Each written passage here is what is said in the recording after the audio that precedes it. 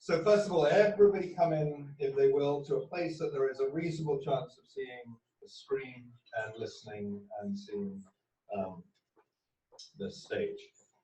I'm going to just very, very briefly let everybody know how this came about. A while ago, my business partner, Lydia, hold up that beer. My business partner, Lydia, and I, about a year ago, started the New England Medical Innovation Center. And what we focus on there is helping pre-funded companies round themselves out so that they are able to get funding within the VC and angel community usually. We don't focus on grants. We are very specific to a number of areas in that we work in medical device, diagnostics and therapeutics, connected products, digital health, etc. But it's all in the world we know about is the regulated product world and fringes thereof. And as we were setting this up, we go out and we chat to a lot of people. And what we found was, and this was sort of one of these sort of rather organic things, where we began to notice that companies and people we're talking to, there were a lot of individuals who were in the women's health space, and there were a lot of women entrepreneurs working in health. And so we felt that that should be celebrated in this community of Rhode Island, which sort of it's a funky community, we all know that. But it's a rather sort of special in the way it works. So we thought we should celebrate what is naturally occurring and show the community that's actually here. So this is the very first event. If things go hideously wrong, it is all my fault. A typical responsibility. I want to just briefly thank Winsong for providing tater tots for reasons that I'm not going to explain. I asked them to be a little bit green, and they have got some wasabi on. And now I'm just going to introduce you to our MC for the evening, Daniel Stern.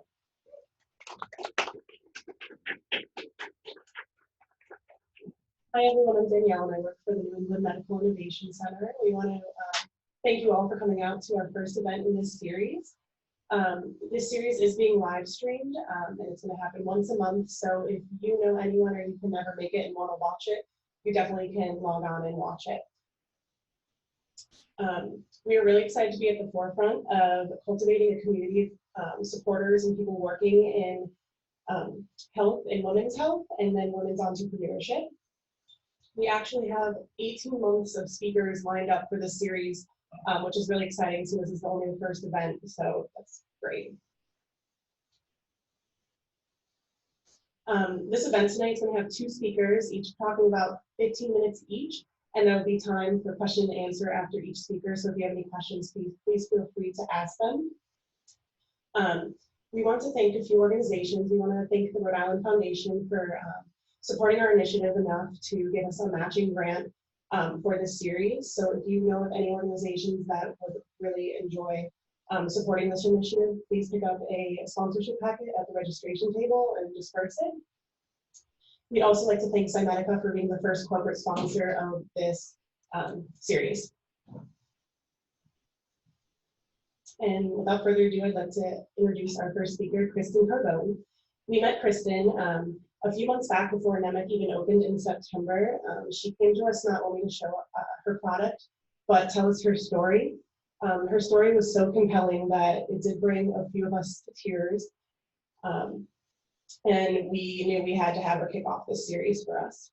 Kristen is a mom, innovator, community builder, and founder of Brilliantly. Brilliantly is a brand that supports women on their journey towards feeling vital and strong in their mind and body after mastectomy. Please welcome Kristen.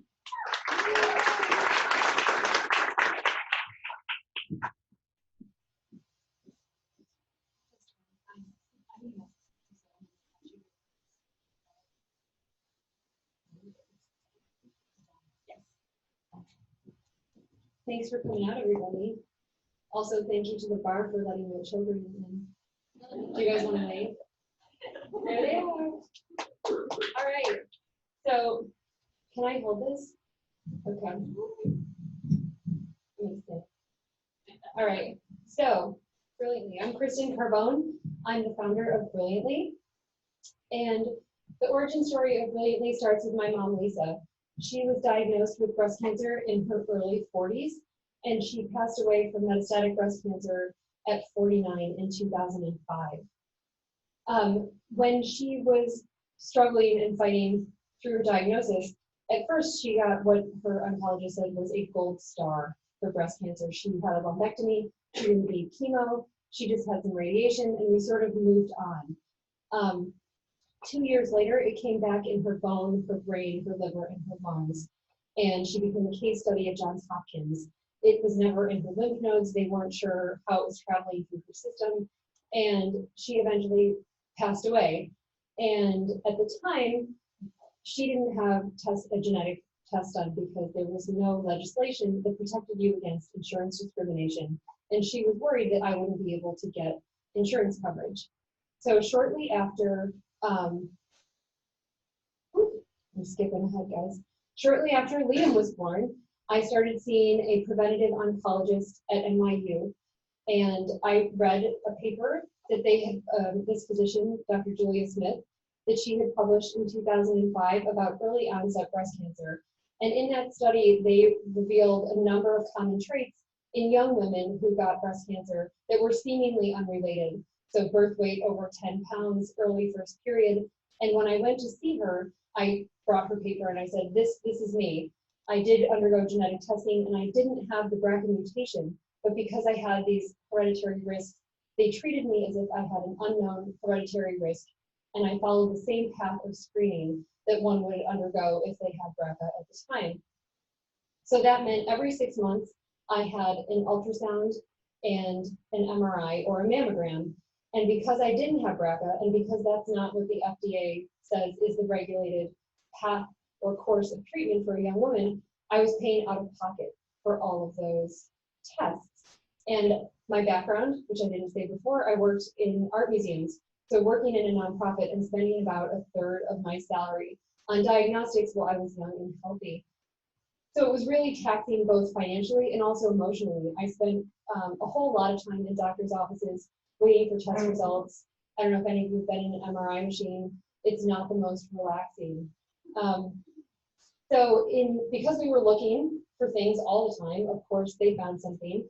Shortly after I turned 30, they found a lump in my left breast, and it was in the exact same spot as my mom's primary cancer, which is not medically relevant, but really scared me. And I knew that a preventative mastectomy had been an option, but it wasn't one I considered until that moment. And I was there getting the ultrasound, and I had at least a dozen of them. And I knew that the tech had found something. If you have the same test over and over and over again, you know what to expect. And so she was like, over the same spot over and over. Shit. So sorry. Don't call me, guys. So it was really in that moment where I thought, you know what, I'm done. I had Liam, I had Sylvie, I'd nursed them both, and I felt like it was not worth the risk of finding out early and having the same thing happen that happened to my mom. So it ended up being a benign fibroadenoma, and it took me a year of fighting with my health insurance to get them to cover not even all of the surgical procedures that I needed to have the mastectomy and reconstruction. So in early 2013, I had a preventative double mastectomy and implant reconstruction, and maybe some of you know this face.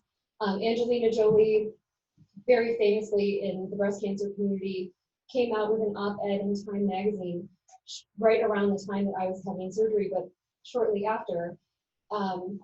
The awesome thing that she did with being so forthcoming about her decision was that she opened up the conversation and allowed women to talk about that they were doing this. It was not part of the popular consciousness. When I decided to have this procedure, I started a blog. I have a wonderful, huge family, lots of friends, and it was really exhausting to be keeping people up to speed on what I was doing, when things were happening, if I felt well, and I got a lot of pushback, and I welcome a challenge always, but there was a big misconception around what is a preventative mastectomy, and is that a really radical procedure? And I had this conversation with a male friend, and he was really adamant that I could get screened and control my diet and exercise, and I couldn't think of a parallel other than like him cutting off his earlobe in terms of like that it mattered that little to me to keep my breasts to avoid this happening. So what ended up happening for me was that I had an amazing amount of help. People came and stayed for weeks and took care of me and took care of the kids and cooked our meals and cleaned. We had, it started what became, we basically lived in a hostel for the next handful of years where people just kind of cycled in and out. And it was a wonderful experience for me and my kids, and people rose up to help us in ways that I could have never imagined possible. And the thing that didn't happen was I didn't find other women who were my age who had made this choice. And so now I can never run for public office because I sent dozens and dozens of pictures of me topless to my friends to say, do you think this looks normal? Is this what I should look like? Do you think this looks like an infection? Should they be bigger? Because you have this weird choice about redefining what your body looks like over a really short period of time. And so I crowdsourced that. And I realized in the short term that I was hungry to find other women who could help me navigate the process. And what's happened in the long term is that all of the secondary side effects that happened, I assumed were unique to me. And the one that bothered me the most was that I felt cold all the time. So implants, this is thermographic imaging, which they're actually using now to help diagnose breast cancer. You can see this is a woman who is having it for a diagnostic purpose, and the hot spots that are showing up are potential cancers. The metabolic rate of those cells are reproducing, they're reproducing quicker, so they show up as hot spots. The other image was used to diagnose an implant rupture, but you can see there that that woman's whole torso is cold. The process of having a mastectomy with specifically implant reconstruction is that they're removing all the breast tissue.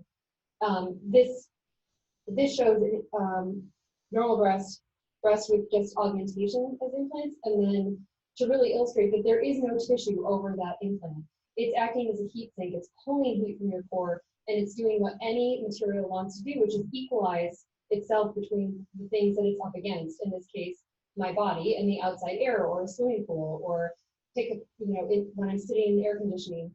So they were actually, they're cold to the touch, but they make me feel hollow sometimes. Like if I go swimming in the ocean, when I get out, I'm that person on the beach who's in a sweatshirt and sweatpants, wrapped in a towel with my teeth chattering. And I assumed for years that it was just me. And so I wore glove warmers in my bra. I got burned. I don't recommend that. I would sit at my desk with a hot water bottle under my sweater. And none of those things really solved the problem. They're not temperature regulated. They're not temperature controlled. They're not safe. They're not discreet. It's not like I could go into a meeting with my restoration hardware, furry, white water bottle and look normal and have people take me seriously. So it wasn't until about 2 years ago that my friend Chris, give a really wave, Chris. There's Chris. Thanks, Chris. Chris is one of the reasons that we're here. Big reason. He came across a thermally conductive fabric and brought it. I was living in his house at the time, and he was like, I think we can make you something to wear. And while I know there are options out there, there's heated jackets and heated vests, I want to wear something different every day. And most of those things I personally think are ugly. And we also talked about, well, could we make a bra or like a sports bra kind of thing? But I want to wear a different bra every day, or at least have the option to. And so we started making a proof of concept design for a heated bra insert. And so you can see, I'm not even sure what Chris is working on there, something. And then here's a bra, and we basically took out of another roommate's bathing suit the black shaper cups and said, okay, this is the shape that universally is like breast shape that fits in most kinds of bras or garments. And so we made something that was warm and conductive and worked, but was hooked up to a DeWalt battery. So it was not discreet. I couldn't wear it. And it probably could have started on fire because there was nothing controlling the temperature. So I reached out to, too soon. I started to join micro communities online that had come out on Facebook, on Instagram. There were women who were documenting their mastectomies and reconstruction, really young women, women who found out about hereditary cancer risks. All kinds of people had come forward as influencers within this community, and so I started to follow along and realized that this question about coldness was coming up specifically in these Facebook groups almost every other day, and dozens of people were commenting.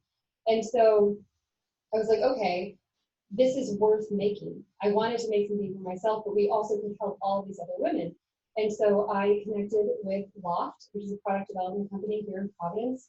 And Jeanette is here tonight too. Thank you for coming to support. And because Chris and I aren't engineers, we were never going to make something that even I could wear. So Jeanette has saved us.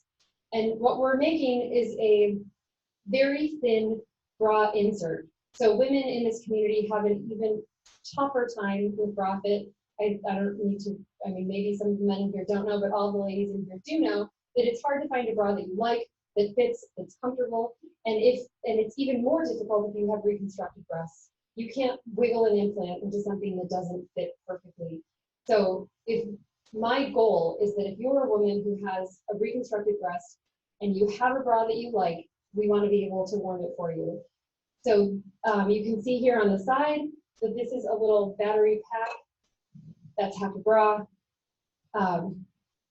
Where we are now is we're working on making that battery pack as small as possible. It goes in the band underneath her arm. It's going to be controlled by an app. So ideally, it becomes part of how a woman gets dressed every day. If she needs this, she puts on her bra, she puts in the insert, and then doesn't have to turn it on until she goes to work or goes into the grocery store or goes to watch her kid play football, whatever it is, wherever that situation comes up where you're feeling cold and uncomfortable, that you can discreetly control it and not have to excuse yourself and go to the bathroom or stick your hand on your shirt at your office. So we're really excited about that, and hopefully, if I can reach all my fundraising milestones, we'll be launching in September. The other thing that happened as I was talking to women in these communities, so by about 18 months ago, I had decided to stop just being an observer in these groups and actually start to ask questions and reach out to people who had commented on the threads about coldness. And so there was that summer, I talked to about 10 women a week and interviewing them about what is your story, getting to know them and understanding what their struggles were during their process, after their process, what were their long-term concerns. And what I realized is, yes, there were all of these women who were experiencing coldness, but there's also a missing piece in the market in breast cancer care for when you're done with your medical journey and you want to get back to being yourself. And when you want to recapture who you were, because even if you had just a lumpectomy, which is no small thing, I shouldn't say just, this experience changes how you feel about yourself, how you feel about your body, how you feel about mortality, what your relationship is to your children. If you're passing on hereditary risk to your daughter, likely you're a woman who, especially if you've done it preventatively, you've watched close relatives die. And you want to feel like, even though breast cancer is part of the fabric of who you are, how do you still be your best self and not let it become something that completely defines you? And so we've learned that a lot of women need to figure out a way to regain their strength and mobility. So we're already filming a corrective exercise program that's a daily 5 to 10 minute exercises that help women with their posture, with their strength, regaining their confidence, teaching them how to move, doing everyday things like lifting up a box, putting on a backpack in the way that won't injure them long term. And then we also are trying to build out a community component using Facebook and Instagram and our website, where women can find each other and crowdsource and talk to each other about the needs that they have, because really getting one-on-one advice about things that are really personal is sometimes more valuable and easier to do than going in and talking to your doctor. And then we, because I've met so many amazing and interesting people in the field, and women who've had these experiences, we've started to do video interviews and collect blog posts. So there will be a lot of editorial content. Not everyone wants to actively participate and be a loud voice, but I still think those women who are kind of quietly moving through this experience want to go and find information about their long-term wellness and read about it, even if maybe they're not going to be someone who comments or who posts pictures of it or who does brand shout-outs. But we're harnessing those really early brand ambassadors who believe in what we're doing, who understand the need. And so we'll be releasing both physical and emotional products and services as time goes on. To end it, I also want to let you guys know that we're hoping that we've created something that is relevant to any woman who's cold, whether it's chronically, medically induced, or just situationally. So once we launch with Brilliantly, we'll start designing a version that is relevant for any woman. And I think that the opportunity there is that there are women who are doing all kinds of things, whether it is where they work and they're working outdoors, whether it's you just want to go skiing and feel warm in your core. We've had so much positive feedback from the people who tested our early prototypes, who also have their natural breasts, that I think the future of Brilliantly is to really meet the needs of this breast cancer community. And then we're already considering the ways that we can scale the product and reach new markets.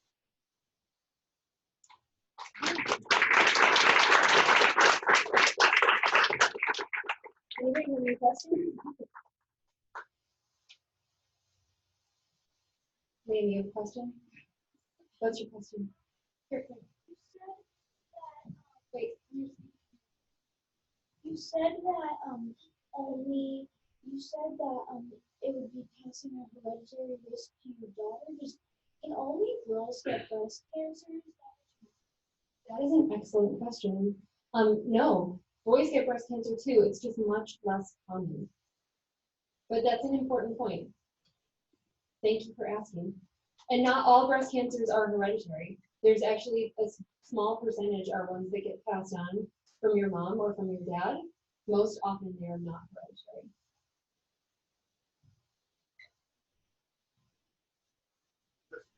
Yes.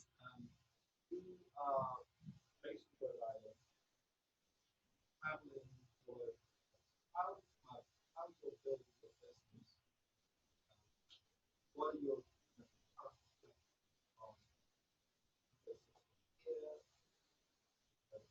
Sure, good question. So I am based in Providence, Rhode Island, and as I said, my background is in the arts. So a lot of my network is New York based.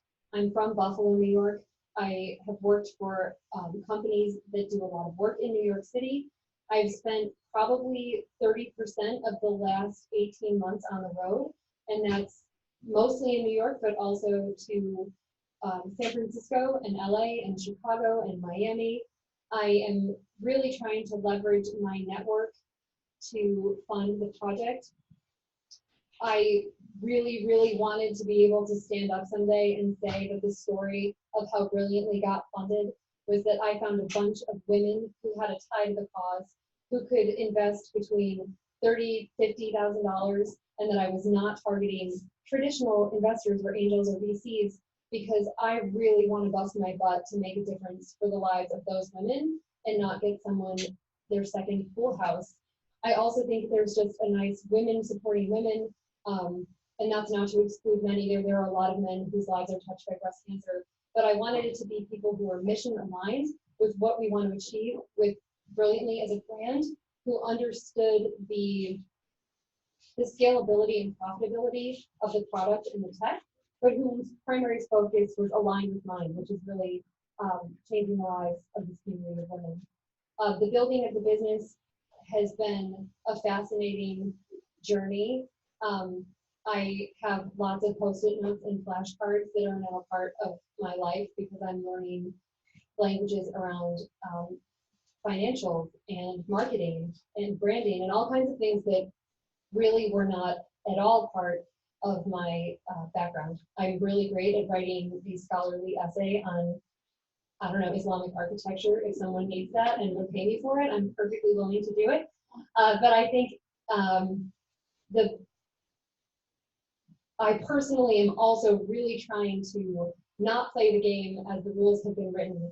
And sometimes that holds me up and makes things go a little bit slower. But I'm really invested in understanding how somebody can build a business, how a woman can build a business, how a mom can build a business in a way that is not the same way that a 25-year-old guy does it. And that's not to be disparaging to any 25-year-old guys. But I'm trying to sort of pave my own way here and hoping, fingers crossed, that it works. So I have lots of advisors helping, age included, and those people span from New Zealand, London, all over the US. So I have a great and amazing team of people who's helping out. Did that answer your question? Also, Rhode Island is a great place for home base. My traveling around does not mean that there aren't resources here. My network just happens to be in other places. But we love Rhode Island and Providence specifically. Right, guys? Yeah. Anybody else? Yeah.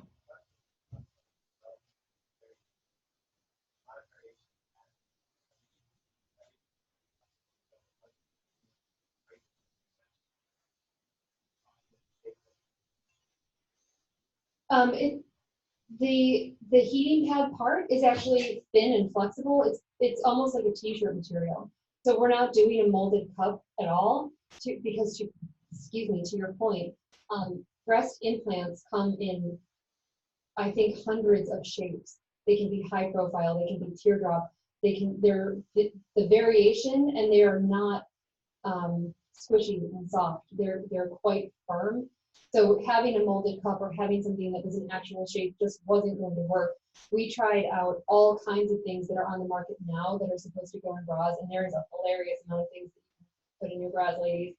And there would actually be a physical gap between my breast mound and that thing because they don't conform to a shape. So to avoid having to do that and do multiple shapes and multiple sizes, ours is thin and flexible. Yes.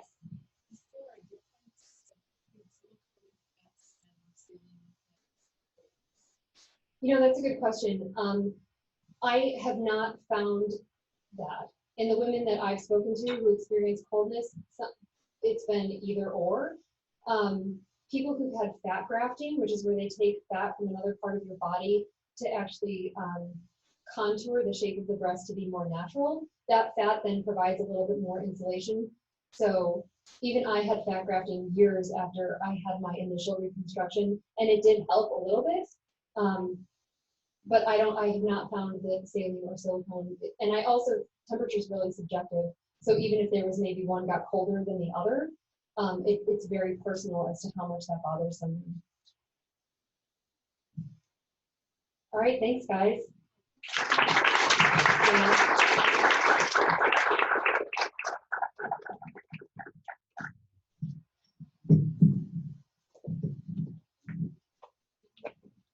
Thank you, Kristen. And we just want to give a shout out to some organizations that have helped us collaborate on this series. So thank you to the Social Enterprise Greenhouse, Rhode Island Bio, and Designed by Rhode Island.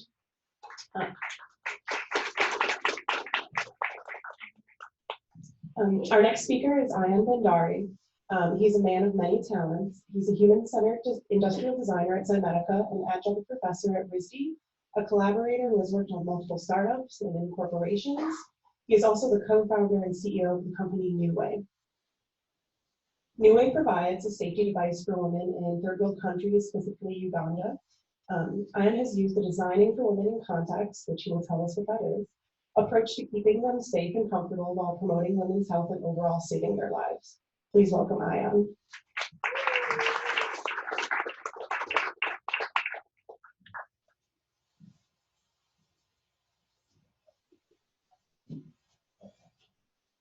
Hi, my name is Ayan Bhandari. I'm the CEO and co-founder of Nuway, and we're here to save lives by promoting better safety for motorcycle taxis in Uganda. Surprise! I am not a woman, and I don't stand here and claim to know the entirety of the female experience or what women have to go through. But what I am is inspired by my fiance, my mom, who's very creative and brought me up, and my crazy sister, who has found ways to surprise me throughout my life. And that sort of being raised by those women has really pushed me to be what I am today. And I am a designer and an entrepreneur. And I think it's really important to look at the first part of this, because I think that's what separates certain entrepreneurs from where a designer can come in, because our job is to look at things in a holistic platform. As a designer, I'm not allowed to just look at one part of the problem. I have to look at it holistically and sort of be the maestro to bring it all together. And so I don't just design for women, people, patients. You design for women in context. You design for patients in context. And in order to create holistic designs that are important to make a big impact, this is a really, really important part. And this is what I kind of wanted to use today to speak to. And I wanted to start with Lydia Asimwe. So Lydia is my co-founder. I met her on her first trip to the US. Turns out her supervisor couldn't make it.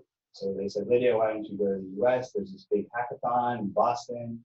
And she came up and she told her story. And that's where our company really starts and stems from. And when Lydia was 6 months pregnant, she fell off of a boda boda or a motorcycle taxi. And she was unconscious for 4 hours. Now Lydia is okay, her son is doing fine, but the driver actually came back, picked her up, and took her to the hospital. Unfortunately, that's a rare case. Right? And these motorcycle taxis or boda bodas, they're not going away. They're growing. They're actually a big part of the infrastructure. When you spend time there, you actually see from the outside standing in that there is a safety issue, there is a human issue, there is an economic issue, but there is a human need to have them there. And so then you have to take an approach to understand, how do we solve for this, or how do we find the core of the problem? Because when you talk to a doctor, all they'll tell you is, oh, we hate these things, get them out of here. But they don't watch someone get out of their Mercedes in the middle of the road in a suit, walk across to a guy who's smoking a cigarette on a little boda boda, and then go away through traffic, because people have to get where they want to go.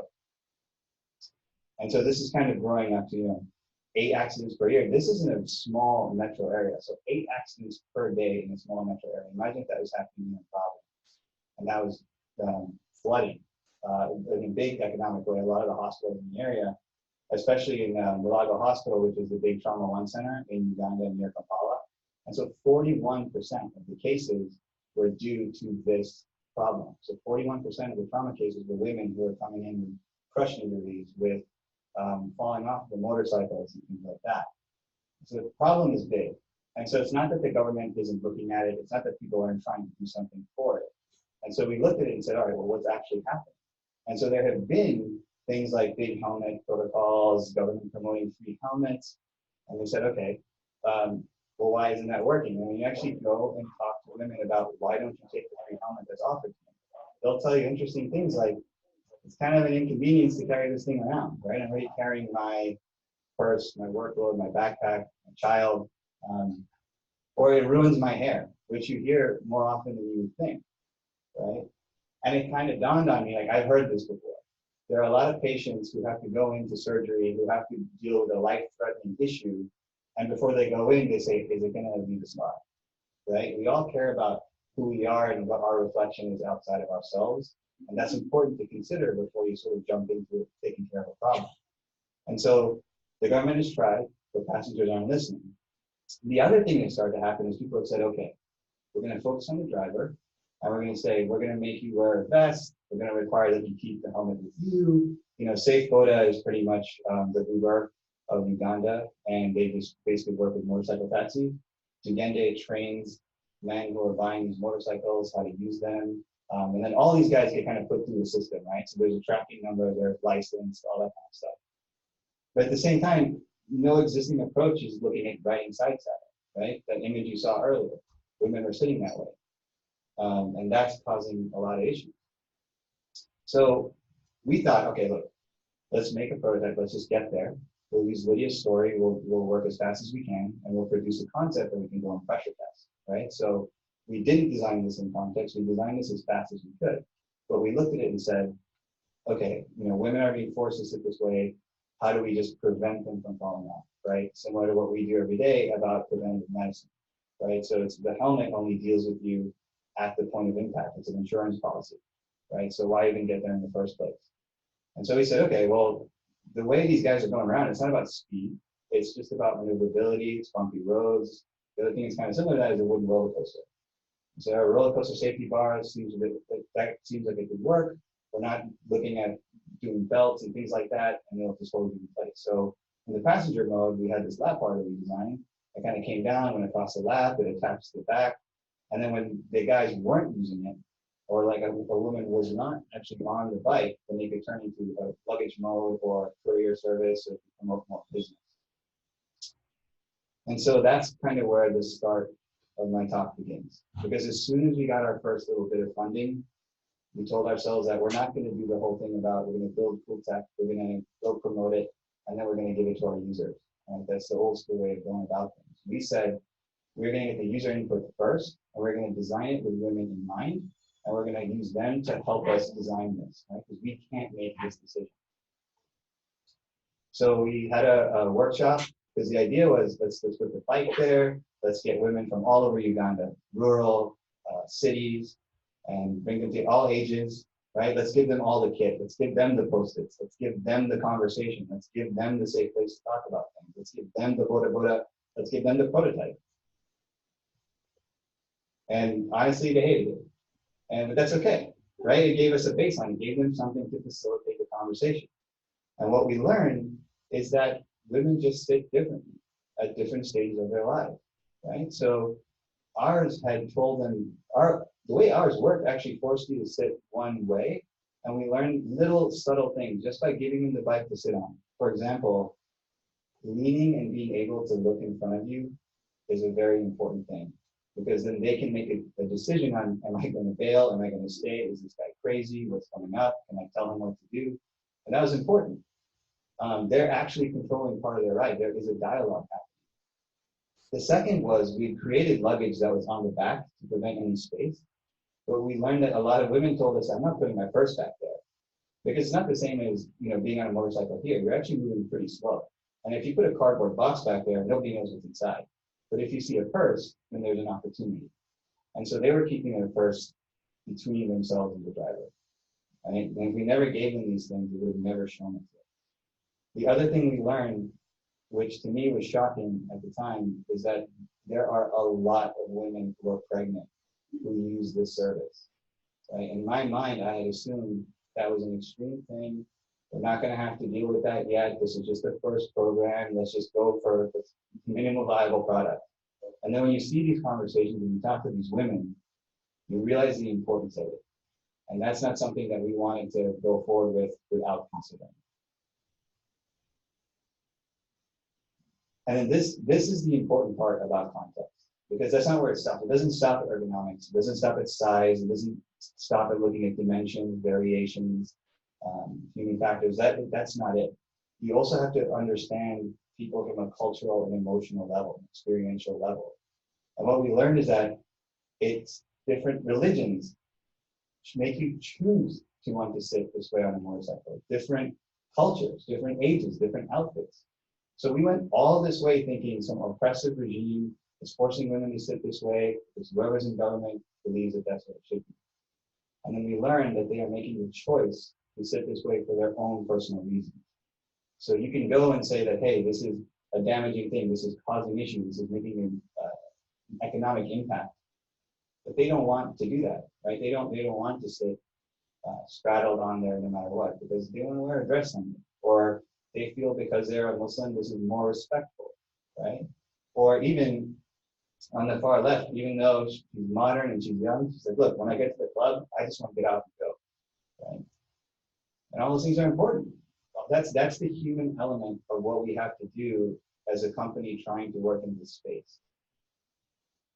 And so really the biggest thing that we learned is we just provided a platform for women of all different backgrounds, shapes, sizes, feelings to share their own stories. At a certain point, we sort of disappear. And you kind of hit this point where you say, no one ever asked them why they do this. It just became an economic problem. It became a boda problem. It became a KCCA problem. It became a governing body problem. No one asked them about their stories. And it was a pretty incredible moment to watch all these women share their stories. And so what do you do with all this, right? So what we decided to do was start to actually tell the story and kind of learn some of what was the key elements that was coming out of this, right? So we have a bunch of these. I picked a few of them just to kind of share with you, that kind of show the spectrum of the women and their choices to do this. So we'll start with Elsie. She's 17 years old and she's a hustler, right? This girl gets up, gets in a boda boda by herself, goes to school, gets her work done. As soon as she's done, she gets back on it and she goes straight to the market where her mom and her sister are working on their family-owned business. And then she relieves her sister so her sister can go home. So when you ask her, like, you know, that's kind of unsafe. Look, her motivation is her sister. Her motivation is her sister's daughter at home. So to her, sitting side saddle is the way to get there on these bikes. But she does say that, look, at a certain point, I'm in between two cars and my feet are scraping on that. And so we take that element, we take her motivation, and we put that, we said that there's something we need to go design for. Right? And then there's Belinda, who, you know what, she uses this to get to the club, like at night. She wants to get there, she's ready, hard working day, I just want to go have fun. She wants to sit side saddle, like we said before, because she wants to get out quickly. But then the subtlety that comes from those shared stories that they're never going to tell us, but tell each other, is that she actually feels that because she's on this thing, that her friends are going to look at her and say, oh, you're so cool, or oh, you're not, you know, you're not like us, we took a car here, or we have our own car. But it's her only means to get there. Now, I may not be able to solve that problem just yet, but if we can continue to promote safety and the fact that these motorcycles are good and that they're safe and anyone can use them, then maybe it gets rid of that stigma. So the second part is that it's about business, right? Uganda at this point, and I'm stealing a quote from Aiden, it's kind of the jewel of Africa, without the kind of. And right now, the economy is balanced, the government is stable, and so women are getting opportunities to run their own businesses. Women are getting opportunities to say, like, I have this craft, I can go do this. And so talking to them, we're realizing, okay, you're not just on there alone. You're on there with your goods, your services, and that's important to you because you need to it's going to cost you 3 shillings to get there, right? And so you're not going to take anything more than that. But it also becomes a motivator because then they tell us, look, I need to sell everything because I do not want to have to deal with bringing all this home, right? But that's not a result of her business acumen. That's a result of her transportation not facilitating what she can do, right? Or what she needs. Sheila is the same thing. She has a business where she's babysitting, running around, doing different things. So she's on these things all day. She's moving from place to place. She's checking on her babysitters. She's trying to manage people. And this is her way to do it. And she has fear because it's kind of uncomfortable to sit on that and go uphill. And she has to do that a lot during her travel. But she doesn't feel safe. And sort of at the end of it all, it really just comes down to dignity. And that's important to people. It's important to everybody. And to certain people who have fallen off before, they still get back on. People have fallen off in front of crowds.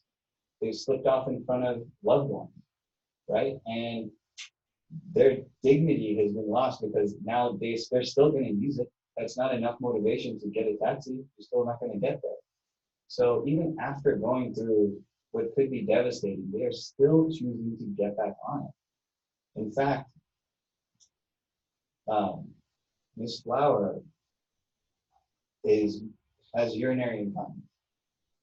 And to hear that story about the fact that she's going to get on this thing and she's going to use both her hands to hold the bag and the catheter, and therefore she is at the whim of the road, is devastating. Because she has fallen off and she has been covered in her own urine and gonna have to get back on, go back home, change, get back on it, and do the same thing again. Because hearing that story and saying that I'm still going to do this is one of the biggest motivators I personally have had since we started this. Because she needs both her hands to do that, then I need to make sure that she can have both her hands to that ball. or at least our company can. And I do have to tell you that at this point, we are not showing any products. We are currently at a point where our concept is at a point where we can't show it because we're trying to get patented, because we have conversations with potential manufacturers coming up. So I really wanted this talk to really focus on the human story and not about the result. But what I am going to tell you is that by focusing on the human condition, and by focusing on women in this context, who are the extreme user, we are actually being able to grow local business. This is the part I was talking about, where design can really facilitate business and strategic growth. Because by doing it, our job is not to charge you more for a better product. Our job is to build infrastructure and charge someone else more so that you don't have to pay more. And so we're actually building an advertising platform as part of this. Because as one of my mentors has told me, you never want to be the guy who owns the yellow cat business. You want to be the guy who owns a little white thing on the top that everybody rents to share their product. And so that's what we've really become. And that's what we're working towards. And so we're working with a few different businesses. Scannet actually owns like the Coca-Cola stuff out there and all the big media. And they're really excited. They've actually held the prototype and you can talk about this. So we're really, so people are really jazzed about it because now they have an opportunity to pay us to put this on there so that the subsidy is there for the women who are writing it.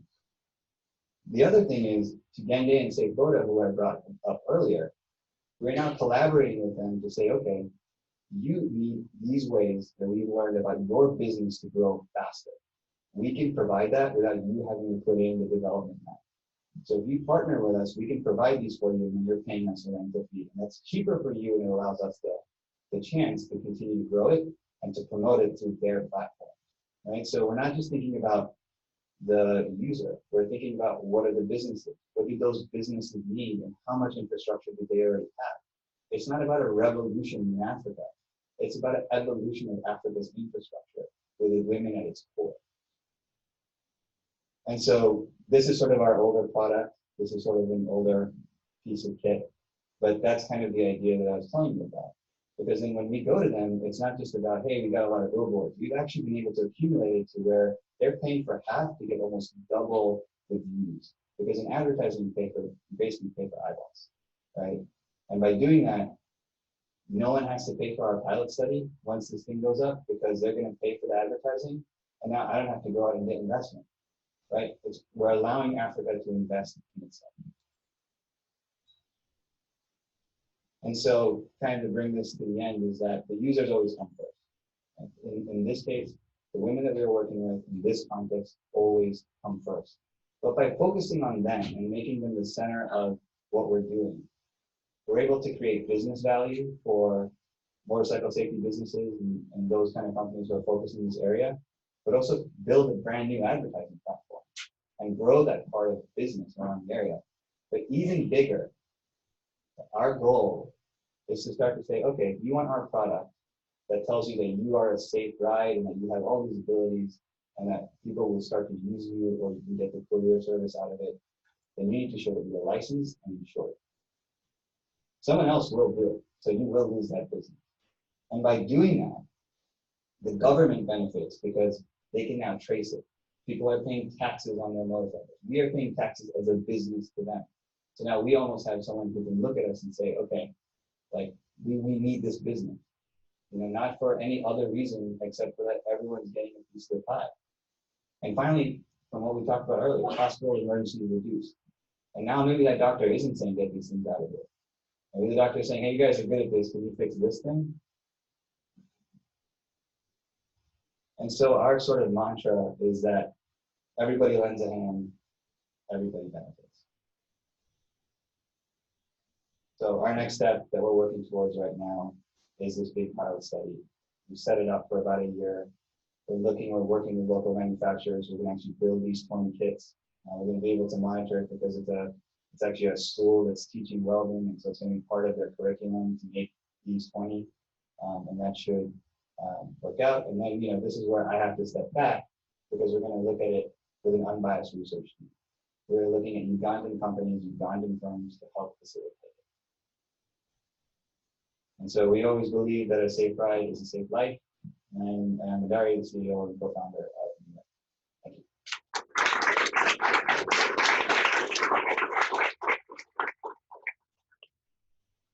Any questions?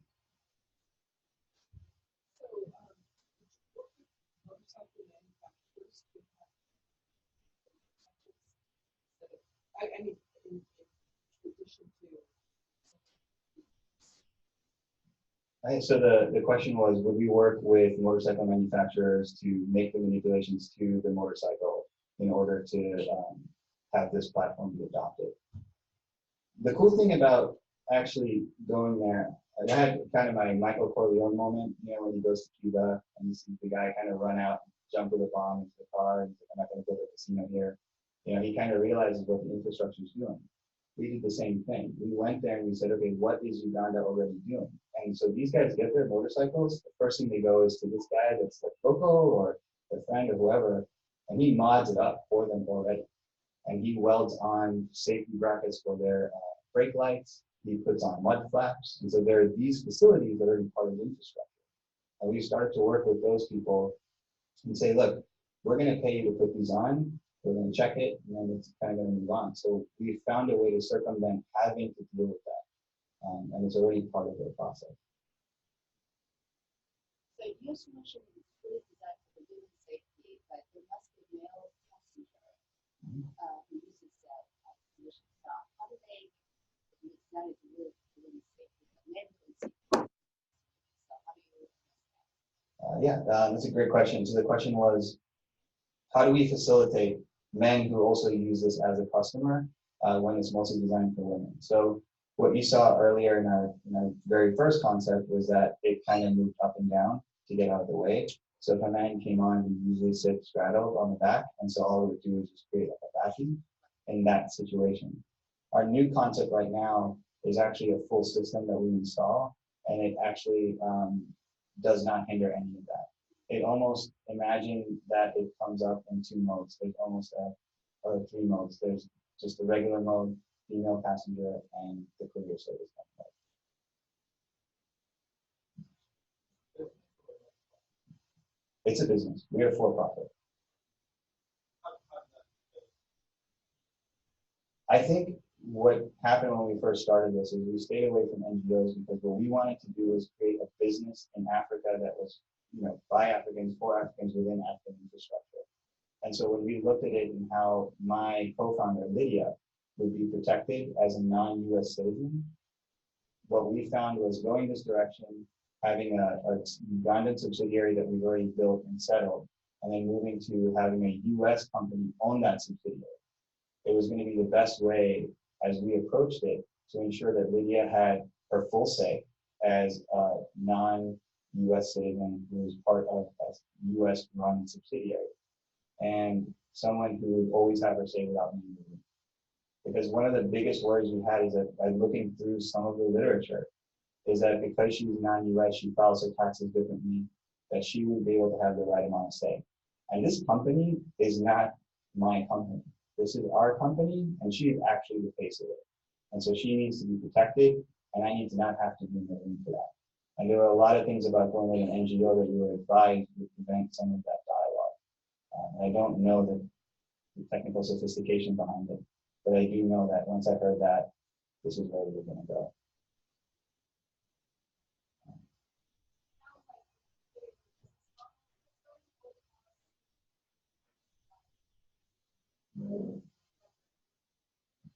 So the question was, it sounds like we've pivoted our business a few times, and how do we get to this revenue model? I think in the very beginning, we thought we could just go out and sell these products and just say, look, we're gonna, because some of the way these are owned is by one guy owns a fleet, and then he gets people to use his motorcycles to run around, and that's how he runs his business. So the thought was we would sell in bulk to these fleet owners, and the fleet owners would install them, and that's kind of how it would go. And then we learned about the hiking prices. When we were talking to women and we were visiting with people, price is very, very important. They'll walk up and say, I know how much it takes to go from here to here, right? Here, Uber tells us this is about $6.86. And the next day, maybe it's $7.23. That doesn't fly, right? There's a fixed price, and that's how it goes. And by talking then to drivers and everything, we were learning that that business model would allow us, would force us to lose our ability to control that.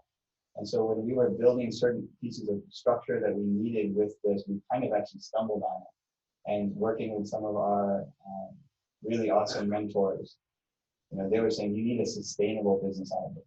You're going to sell one and then what? Right? Are there enough? What was happening? We were just struggling.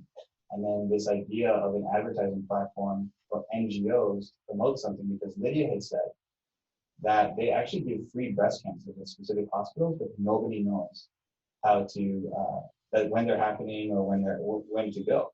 And so we thought, oh, this would be great. We'll have NGOs pay us and we'll put their information up there.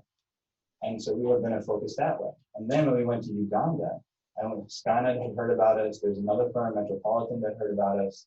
We were doing our rounds, got a call, we showed up, and then it got even bigger. And we said, wow, I feel bad charging an NGO for us to do this, but I feel way better about charging these guys to do it. And so we kind of, just by going through the process, by showing up, by being flexible, it just came.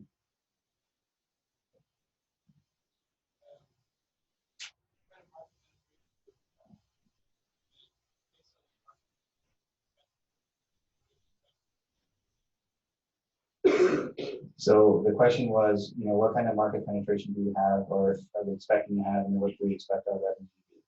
We haven't honestly gotten to that point where I could give you a number that I feel really confident about. The reason is because we've done a lot of good work. And we have worked at a level on safety, and we've looked at different ways to manufacture this, to maintain it, to look at all these different parts. What we haven't done is hit our pilot study yet. And once we hit our pilot study, we'll know exactly how effective this is. And what we've allowed ourselves to do, at least, is not have to pay for that pilot study because of what we said we could do. So that was kind of that part about that slide that says everybody lends a hand, everybody benefits. What we've spent more time doing is saying, look, this can benefit everybody. We're not here to take a chunk out of the pie. We're here to make sure the pie is split. And once we kind of know that this is actually a successful product, and we feel that we have the safety net around us as a small company to go out and really do it, then we'll really pursue that very hard. All right, thank you very much, everybody.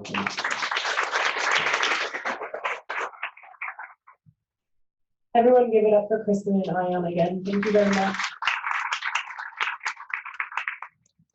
So we just want to thank you all for coming.